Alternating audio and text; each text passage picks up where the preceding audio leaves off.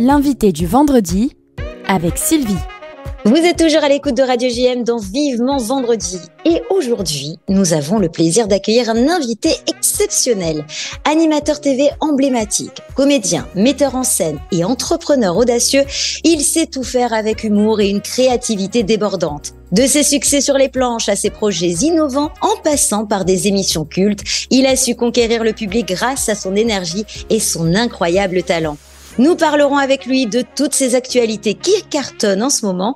Merci d'être avec nous aujourd'hui, Alex Good. Bonjour mon cher Alex Good, comment ça va ? Bonjour, ça va bien et toi ? Ça va très très bien. Alors je suis très contente de t'avoir avec nous parce que on est sur Radio JM. Tu nous fais cet immense plaisir d'être avec nous sur les réseaux sociaux. On pourra d'ailleurs voir cette vidéo. C'est toi qui me fais plaisir. C'est toi qui me fais plaisir plutôt que l'inverse. Je suis content de te voir. C'est pas comme si on se connaissait pas depuis des milliards d'années. Exactement. Ça ne nous rajeunit pas, ça. Hein ? Non, on est d'accord. Hein ?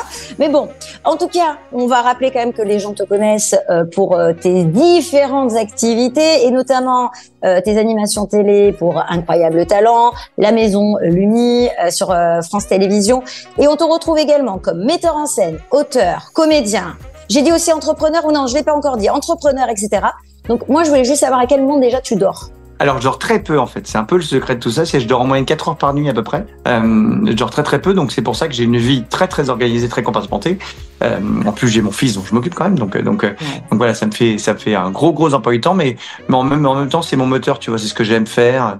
J'aime bien faire plein de choses différentes en même temps. Donc, comme ça, je passe d'un sujet à l'autre. Voilà. Et c'est ma façon de faire depuis des années. Alors, et je m'amuse. Voilà. C'est tout ce que je vais essayer de faire que les trucs qui m'amusent. Et j'ai la chance de gagner ma vie comme ça. Donc, Et oui, parce qu'en fait, finalement, c'est ce qui t'anime, c'est de faire plein de trucs à la fois. C'est-à-dire, t'as une idée, tu la développes direct. Oui, alors parfois les gens me disent mais t'es taré. Tu vois, je te prendrai les gourdes. En fait, c'est l'année dernière que j'étais en vacances avec Sarah Mortensen, avec qui je joue d'ailleurs dans la série des Raphaël le 20 décembre sur France 2. Ne ratez pas ça, surtout que je fais un méchant, ce qui est pas du tout moi. Donc j'ai très peur de la vie des gens. Enfin bref. J'étais en vacances avec Sarah l'année dernière et elle prenait des gourdes là où on allait, tu sais, au Grand Canyon, à Bruxelles. Je disais mais non, t'aimes bien les gourdes et tout. Elle me dit oui, tu devrais en avoir. Je dis c'est ça. Je vais faire un Alex Gourde. Elle me regarde, elle me dit mais c'est génial. Je dis je suis pas sûr, c'est une vanne quand même Sarah. Je dis non, je pense que c'est une bonne idée. Et bon du coup, j'ai dit ok d'accord. Et puis je l'ai fait. Voilà, ça a été un an de travail de recherche et développement avec Nicolas Landriot, qui est un ami à moi. Et on a fait des gourdes, tu vois. Voilà, j'ai mes gourdes, l'Alex Gourde, tu vois, c'est marqué là. Alors, pour ceux qui nous écoutent, ils le voient pas, mais on peut se rendre sur le site internet alexgourde.com.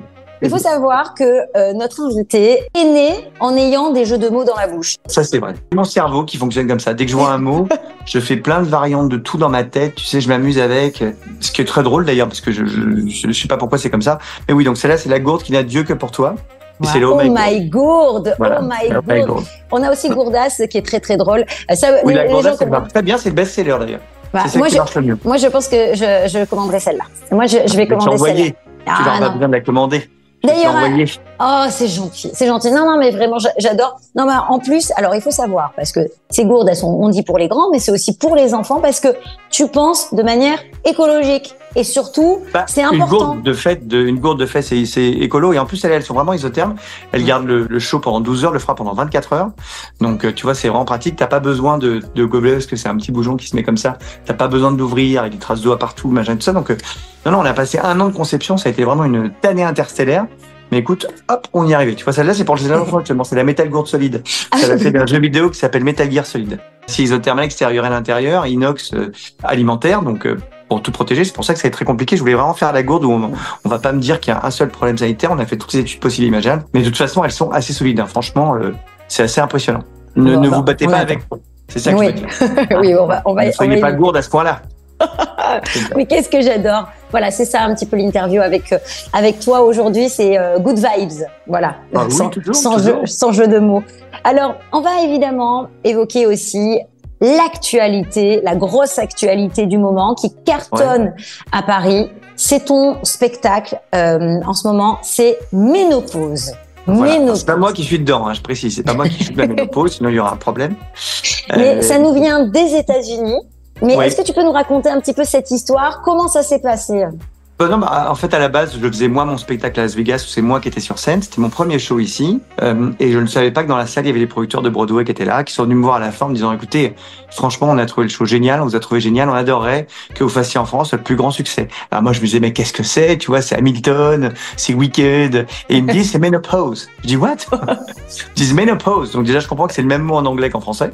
Ouais. Et après, je dis, écoutez, je suis pas sûr qu'on m'attende vraiment sur le sujet quand même. Hein. Je dis, oui, mais venez voir le show. Et donc, je vais voir le show aux US, et le show marche très bien aux US depuis plus de 20 ans. Mais si tu veux, c'est infaisable chez nous. C'est pas du tout notre humour, du tout. C'est très premier degré. Il y a pas d'histoire. Donc, je leur dis, écoutez, c'est bien, mais chez nous, ça marchera pas, sauf si vous me laissez tout refaire. La mise en scène, les décors, les costumes, l'histoire, tout réécrire. On m'a dit, on peut pas, on n'a pas le droit. Et puis, ils m'ont rappelé quelques mois après, en me disant, écoutez, bon, vous faites tellement confiance qu'on a tout racheté. Donc, maintenant, vous pouvez faire ce que vous voulez. Et je dis, OK. Donc là, comme ils ont fait l'effort, je me suis dit, bon, je suis un peu obligé de le faire, tu vois. Et donc, je me suis mis dessus avec une copine Alexandra Sismondi et un pote Sébastien Thèves. Et on a travaillé dessus. Il n'y a pas une ligne en commun avec les versions originales. Hein. C'est très, très différent. Le concept est le même. C'est-à-dire 4 nanas qui n'ont rien à voir en commun et qui se retrouvent le premier jour des soldes au Galeries Lafayette et qui vont du coup découvrir que elles traversent la même période que toutes les femmes traversent à un moment donné. Et c'est ça leur point commun. Et c'est ça qui fait qu'elles vont se découvrir. Et que toi, quand tu es dans la salle, même si t'es un homme, tu vas te reconnaître dans chacune de ces femmes. Et si t'es une femme, tu vas te découvrir et te retrouver aussi dans ces femmes. Et c'est ça qui explique le succès, franchement, qui nous dépasse tous. On comprend même pas comment c'est possible que ça marche autant. Tu vois, là, on a commencé le 13 juillet, on devait faire 30 dates. Bon, là, on vient de prolonger jusqu'au 30 juillet. Donc, autant te dire qu'on est assez tranquille. On est blindé. C'est génial. En fait, c'est le bouche-oreille. C'est-à-dire que les gens, souvent, t'as le mari qui est un petit peu vachard, j'ai dit ça à sa femme, tu vois, tu vas voir, c'est la ménopause. Et puis la femme aime tellement qu'elle revient avec ses copines, qui elles-mêmes ramènent leur mari, puis leurs enfants. Et en fait, les gens reviennent en nombre de fois incalculable. C'est le spectacle où les gens reviennent le plus de toute l'histoire du théâtre où on est. Qu'est-ce que disent les femmes, alors celles qui ont déjà la ménopause? Est-ce que tu as un retour sur celles qui ont la ménopause, celles qui ne l'ont pas, et les hommes aussi? Alors j'ai tous les retours de la Terre, je peux tout expliquer comment ça se passe et ce qui se passe dans le spectacle, où tu ris mais où tu pleures aussi. Il y a beaucoup d'émotions. J'aime bien faire des trucs qui font un peu un roller coaster d'émotions. Tu vois, j'aime pas quand t'as pas de surprise. Là, on chope les gens 2 fois où ils finissent tous en larmes, et c'est vraiment ça qui est très plaisant, si tu veux. Donc, en fait, ce qui se passe, c'est que c'est un côté vraiment libérateur. C'est que si tu n'as pas encore vécu la ménopause, tu comprends déjà que tu n'auras pas tous les symptômes, rassure-toi, mais tu découvres qu'en fait, c'est une étape de la vie à laquelle tu ne peux rien. Donc autant l'accepter, l'embrasser. Tu sais, les Chinois appellent ça la deuxième adolescence pour une raison. C'est quelque part une espèce de renaissance, en fait, de la femme, où oui, effectivement, ton rôle de mère, tu peux plus le créer de nouveau. Tu vois, t'as peut-être déjà été mère avant, mais tu peux plus encore être mère. Donc il se passe quelque chose de différent chez toi. Mais l'idée du spectacle, c'est qu'on veut que les gens ressortent de là en se disant, OK, so be it, quoi. Voilà. OK, c'est cool. Il y a des femmes qui le vivent bien. On comprend que tu puisses mal le vivre, mais il faut le spinner de façon positive. Et c'est vraiment ça qui se passe. Donc, c'est-à-dire que si t'as pas eu la ménopause, tu sors de là en te disant, bon, en fait, OK, d'accord, c'est cool. Je vois ces femmes qui ont l'air heureuses, qui sont toutes ménopausées. Je peux l'être, moi aussi, tu vois, pas de problème. Et si t'es déjà ménopausée, t'as un côté libérateur de te dire, mais parce que c'est quand même encore un tabou, la ménopause. Et t'as quand même ce truc de se dire, merde, quoi, j'ai vécu ça toute seule, j'ai pas osé en parler aux copines, j'ai pas osé en parler à mon mari, machin. Et d'un coup, j'ai ces 4 femmes sur scène qui exposent tout. Et du coup, je me sens, entre guillemets, libéré, délivré. Tu vois, donc t'as ce truc-là. Et ce qui est très drôle, surtout, c'est les hommes. C'est-à-dire que quand tu vois un couple qui arrive, qui a pas encore vécu la ménopause, les hommes, tous les couples qui ressortent bras dessus, bras dessous. C'est parce qu'en fait, t'as un truc de, si tu l'as pas vécu, les hommes découvrent ce que c'est. Parce que c'est aussi tabou pour les hommes. Et donc, il y a vraiment un côté, ma chérie, je serai là, t'inquiète pas, j'ai tout compris, j'assume, on va délirer. Et si tu l'as déjà vécu, t'as le côté, mais t'es folle ou quoi? Pourquoi tu m'en as pas parlé? J'ai pas compris que t'avais tout ça. J'ai pas compris que tu vivais comme ça, que ça se transformait et physiquement et psychologiquement, comme tout ce qu'on raconte dans le spectacle. Et donc, du coup, c'est vraiment un truc de dingue. C'est-à-dire qu'on a les hommes, t'as des hommes qui vous disent, c'est le meilleur spectacle que j'ai vu de ma vie. Tu vois, on a beaucoup de femmes qui nous le disent, mais on a aussi des hommes qui nous le disent. Et donc, du coup, on se dit, waouh, mission accomplie, quoi. Et c'est ça la fierté, je vais te dire, c'est pas compliqué. La semaine dernière, on commence à être complet depuis 1 mois à peu près. Mais moi, je vis aux États-Unis. Et donc, la semaine dernière, c'était la première fois que je voyais la salle complète. Et tous les soirs, ça se lève à la fin, mais comme un seul homme, tu vois, t'as tout le monde qui se lève et tout. Et moi, j'étais en train de filmer ça et je me suis mis à chialer. Mais alors, comme un bébé de 2 ans, tu vois, je pleurais tout là de mon corps en me disant, waouh, mission accomplie, en fait. On transforme les gens, la mentalité des gens, les gens heureux. On les rend heureux, ce qui est toujours un peu le goal de ma vie.